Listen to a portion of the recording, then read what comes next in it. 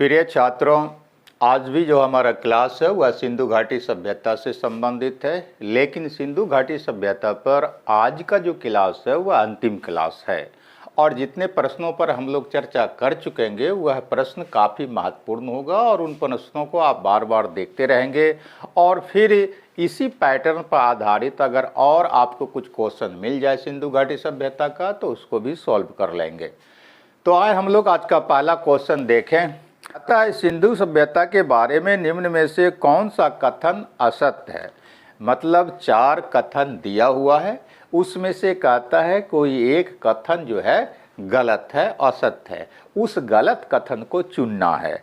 तो ए में कहता है नगरों में नालियों की सुदृढ़ व्यवस्था थी। तो सिंधु घाटी सभ्यता की सबसे जो बेहतरीन विशेषता मानी जाती है वह उसकी नगर योजना प्रणाली मानी जाती है और उसमें हम लोग जानते हैं कि साफ सफाई की बहुत अच्छी व्यवस्था थी। उस काल की जितनी भी सभ्यता पूरी दुनिया में थी उसमें से सबसे बेहतरीन साफ सफाई की व्यवस्था आपको सिंधु घाटी सभ्यता के काल में ही थी। तो घरों से पानी की निकासी की व्यवस्था जो है सो नाली के द्वारा होती थी और हम जानते हैं कि वो नाली सड़कों पर आकर के मेन होल में जो है सो गिर जाती थी। तो यह तो बिल्कुल सही हो गया सिंधु घाटी सभ्यता के संदर्भ में। बी है व्यापार और वाणिज्य उन्नत दशा में थी, यह भी हम लोग जानते हैं। सी में है मातृ देवी की उपासना की जाती थी, मदर गॉडेस की पूजा होती थी, यह भी हम लोग जानते हैं। तो ये तीनों ABC विकल्प तो सिंधु घाटी सभ्यता की विशेषता ही है। डी में चौथा है लोग लोहे से परिचित थे।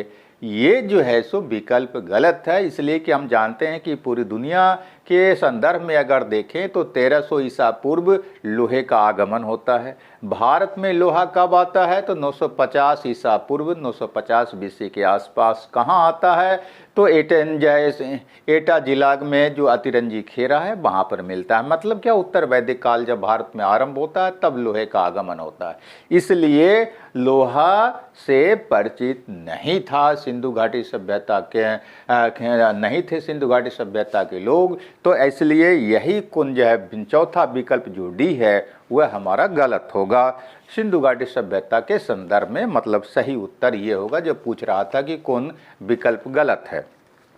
5वां क्वेश्चन है कि निम्नांकित में किसका सुमेल नहीं है। तो यहाँ पर 4 स्थलों का नाम दिया है और वो स्थल जो है कहाँ पड़ता था उसे टैली कराने के लिए देता है। तो कहता है कौन सा टैली सही नहीं है, सुमेल नहीं है, वही जो है सो जो मेल नहीं खाएगा उसी को हमको सही मानना है। तो ए में है आलमगीरपुर, ये उत्तर प्रदेश मेरठ लिखा है, तो बात बिल्कुल सही है। हम जानते हैं कि आलमगीरपुर उत्तर प्रदेश के मेरठ जिला में हिंडन नदी के किनारे बसा हुआ था और यह सिंधु घाटी सभ्यता का सबसे पूर्वी स्थल था। दूसरा लोथल, इसमें विकल्प दिया है टैली कराया है आपको गुजरात अहमदाबाद, तो यह भी बिल्कुल सही है। हम जानते हैं कि जो है सो लोथल जो था वह खंभात की खाड़ी में आपको भोगवा नदी के किनारे अहमदाबाद में पड़ता था। तो यह भी सुमेल बिल्कुल सही है। सी में है कालीबंगा, कालीबंगा के बारे में हरियाणा दिया है, तो हम लोग जानते हैं कि कालीबंगा हरियाणा में नहीं था बल्कि यह गंगानगर जिला जो कि आजकल हनुमानगढ़ में पड़ता है, तो वहाँ राजस्थान में ये था। इसलिए कालीबंगा का जो टैली कराया है हरियाणा राज्य में पढ़ने का यह जैसो सिंधु घाटी सभ्यता के संदर्भ में गलत है, इसलिए उत्तर हमारा यही सही होगा। और डी है रोपर, तो यह पंजाब, हम जानते हैं कि रोपर सतलज नदी के किनारे पंजाब में ही पड़ता था। तो इसलिए क्वेश्चन के हिसाब से जो विकल्प सुमेल नहीं करता है, टैली नहीं करता है, उसको चुनना था, तो सी होगा कालीबंगा। उसके बाद अगला क्वेश्चन है कि निम्नलिखित में से कौन सा सिंधु घाटी की सभ्यता से संबंधित स्थल नहीं है। ए में कालीबंगा, हम जानते हैं यह स्थल था। बी में रोपर, यह भी था। सी में पाटलिपुत्रा, तो हम जानते हैं कि सिंधु घाटी का विस्तार बिहार तक नहीं पहुंचा था। और डी में है लोथल, तो लोथल भी उसका स्थल था। तो क्वेश्चन के हिसाब से पाटलिपुत्र सिंधु घाटी की सभ्यता का स्थल नहीं था, तो सी हमारा उत्तर होगा। उसके बाद अगला क्वेश्चन है कि भारत में हड़प्पा का वृहद स्थल है। मतलब क्या कि हड़प्पा सभ्यता या सिंधु सभ्यता जो हम लोग बोलते हैं, तो कहता है कि हड़प्पा सिंधु घाटी सभ्यता का सबसे बड़ा स्थल भारत के संदर्भ में कौन सा है। तो हम लोग जानते हैं कि सिंधु घाटी सभ्यता का सबसे जो बड़ा स्थल है वह 1 नंबर का मोहनजोदड़ो है, और मोहनजोदड़ो के बाद जो है 2 नंबर का आपको सबसे बड़ा नगर जो है हड़प्पा है, और 3 नंबर का जो सबसे बड़ा स्थल है वह गनवेरी वाला है। तो ये तीनों जो स्थल मोहनजोदड़ो, हड़प्पा और गनवेरी वाला, ये तीनों 1, 2, 3 आकार का जो स्थल है वह पाकिस्तान में पड़ता है। अगर भारत के संदर्भ में देखा जाए कि सबसे बड़ा स्थल कौन है, तो वह राखी गढ़ी जो कि हरियाणा में पड़ता है वह है, और उसके बाद दूसरे नंबर का जो भारत में सबसे बड़ा सिंधु घाटी सभ्यता का स्थल है वो धौलावीरा है। तो क्वेश्चन याद रखिएगा कि पूरी सिंधु घाटी के सभ्यता के संदर्भ में 1, 2, 3 का सबसे बड़ा स्थल कौन है, तो वह तीनों पाकिस्तान में मोहनजोदड़ो, हड़प्पा और गनवेरी वाला। भारत के संदर्भ में सबसे बड़ा स्थल कौन है, तो आपको राखी गढ़ी और धौलावीरा। उसके बाद फिर अगला क्वेश्चन है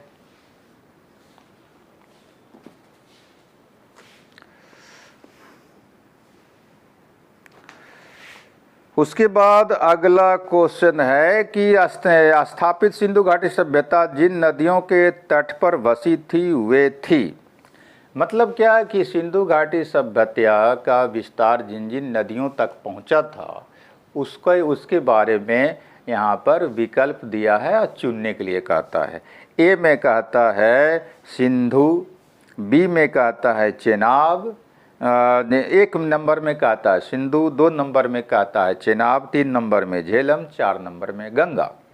अब कहता है नीचे दिए गए कूट में से सही उत्तर का चयन कीजिए। कूट ए में है 1 और 2, बी में 1, 2 और 3, सी में 2, 3 और 4, डी में सभी चारों। तो हम जानते हैं कि सिंधु नदी के किनारे ही तो सिंधु घाटी सभ्यता का सबसे ज़्यादा विकास और विस्तार हुआ। उसके बाद चेनाब के किनारे हम जानते हैं मांडा स्थल पाया गया। उसके बाद झेलम, तो चेनाब और झेलम के बीच में ही जो है मांडा पड़ता था। ऊपर में झेलम नदी है और झेलम नदी के नीचे आपको चेनाब नदी है। ऐसे सबसे ऊपर देखिएगा तो वो जो है सिंधु नदी है। सिंधु नदी के बाद जो नीचे नदी पड़ती है वो झेलम है, और झेलम के बाद जो नदी पड़ती है वो चेनाब है। और डी में चौथा जो है गंगा। तो गंगा तक तो विस्तार हुआ नहीं था सिंधु घाटी सभ्यता का, इसलिए जो है विस्तार के नज़रिए से देखा जाएगा तो 1, 2, 3 होगा, मतलब सिंधु, चेनाब और झेलम। तो बी विकल्प सही होगा। उसके बाद जो है अगला क्वेश्चन है कि हाथी दांत का पैमाना हड़प्पीय संदर्भ में मिला है। मतलब हाथी दांत का स्केल, हम लोग जब माप तौल के बारे में कल चर्चा कर रहे थे तो हम लोगों ने देखा था कि जो है मापने का भी उन लोगों के पास साधन था और पैमाना स्केल मिला है। तो ए में विकल्प है कालीबंगा। तो कालीबंगा से हम लोग जानते हैं स्केल जो मिला है वह किस चीज़ का बना हुआ मिला है, सीप का जैसे बना हुआ मिला है। बी में लोथल से जो स्केल मिला है वो हाथी दांत का बना हुआ मिला है।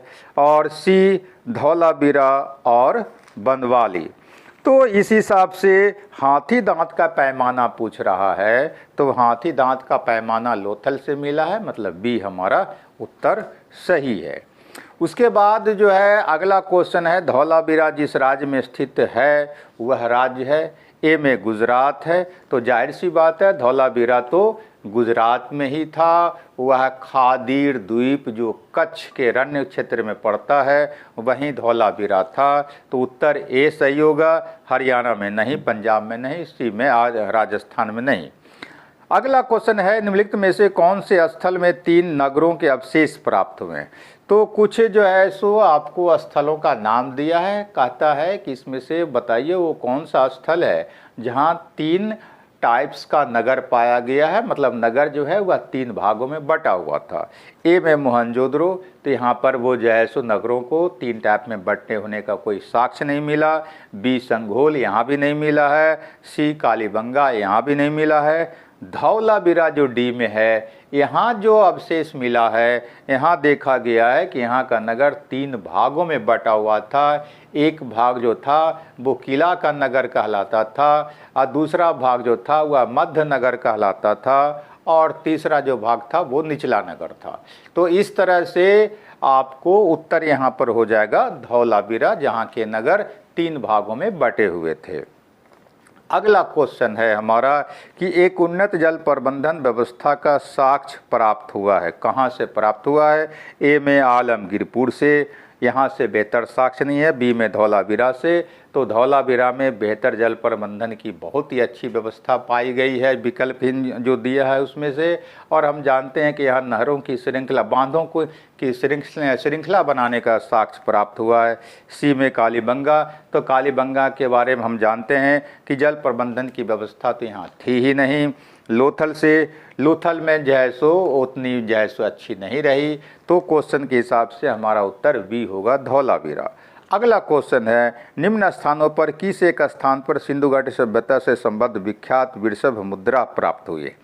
तो कुछ स्थलों का नाम दिया है, कहता है बताइए इसमें से किस स्थल से जो है वृषभ मुद्रा, यहाँ पर मुद्रा मतलब आप मुहर समझिए, तो वृषभ मतलब बैल, तो बैल के आकार की वैसा मुहर जिस पर बैल का आकार बन जाए सो बना हुआ है, तो वैसे ही जैसो मुहर को जैसो आपको वृषभ मुद्रा कहा गया है। तो कहता है कि यह वृषभ मुद्रा या मुहर कहाँ से प्राप्त हुआ है? हड़प्पा, यहाँ से नहीं प्राप्त हुआ। चंदुद्रो से नहीं प्राप्त हुआ। लोथल से नहीं प्राप्त हुआ। डी में है मोहनजोदड़ो। तो यहाँ से जो मुहर प्राप्त हुआ है वह मोहर है जो उस मोहर पर कुबर वाले बैल का मतलब सांड का आकृति बना हुआ है। तो यही आकृति जो है आपको कहलाता है, यही आकृति वाला जो मुहर है वो वृषभ मुद्रा या मुहर कहलाता है, जो कि मोहन जो है सो आपको मोहनजोदड़ो से प्राप्त हुआ है। और जॉन मार्शल ने इसको जो है इसको देख करके उसकी काफ़ी प्रशंसा भी की है। उसके बाद अगला क्वेश्चन है, निम्नलिखित में से किस पशु का अंकन हड़प्पा संस्कृति की मुहरों पर नहीं मिलता है? तो कहता है हड़प्पा का जो मुहर है उस मुहर पर किस पशु का अंकन नहीं हुआ है, ये चुनने के लिए कहता है। तो ABCD में 4 विकल्प, 4 पशु का नाम दिया है। बैल, तो बैल का अंकन मिलता ही है। बी में हाथी, हाथी का मिलता ही है। सी में घोड़ा, तो हम लोग जानते हैं कि घोड़ा पालतू पशु नहीं था सिंधु घाटी सभ्यता का, हालांकि सुरकोतरा से जो है घोड़े के अस्थि पंजर का साक्ष्य मिला है, हम लोग जानते हैं। तो जो है घोड़ा का जो है सिंधु घाटी सभ्यता के मुहर पर कोई अंकन नहीं है। और डी है भेड़, तो भेड़ का भी अंकन है। तो कुल मिलाकर के उत्तर हमारा सी होगा घोड़ा। और हम जानते हैं कि सिंधु घाटी सभ्यता का जो मोहर होता था वह अधिकतर सेलखरी का बना होता था, और यह मोहर लग 2000 से ज़्यादा की संख्या में प्राप्त हो चुका है।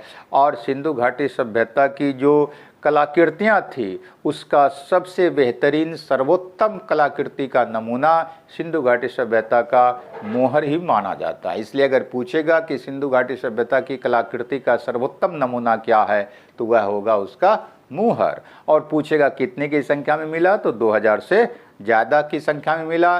किससे के जैसो किस चीज़ का अधिकांशतः मुहर बना होता था, तो सेलखरी का बना होता था। अब उसके बाद लास्ट क्वेश्चन हम लोग देखें, लेखन कला की उचित प्रणाली विकसित करने वाली सर्वप्रथम प्राचीन सभ्यता थी?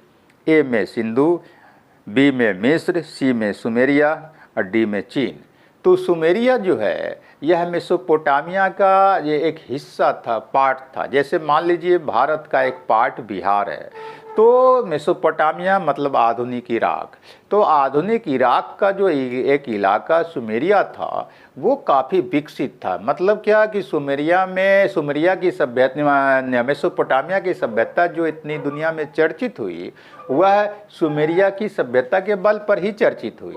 तो पूरी दुनिया की सभ्यता के इतिहास के नज़रिए से देखें तो सबसे पहले सुमेरिया की सभ्यता में ही, मतलब मेसोपोटामिया की सभ्यता में ही लोगों ने लेखन शैली को जाना, और वह उसकी जो लेखन शैली थी वो क्यूनिफॉर्म लिपि कहलाती थी। क्यूनिफॉर्म, याद रखिएगा, क्यूनिफॉर्म लिपि, क्यूनिफॉर्म। तो ये क्यूनिफॉर्म लिपि थी मेसोपोटामिया सुमेरिया की सभ्यता का, और दुनिया को सबसे पहले लेखन शैली से अवगत इसी सभ्यता ने कराया। इसलिए उत्तर हमारा सी होगा।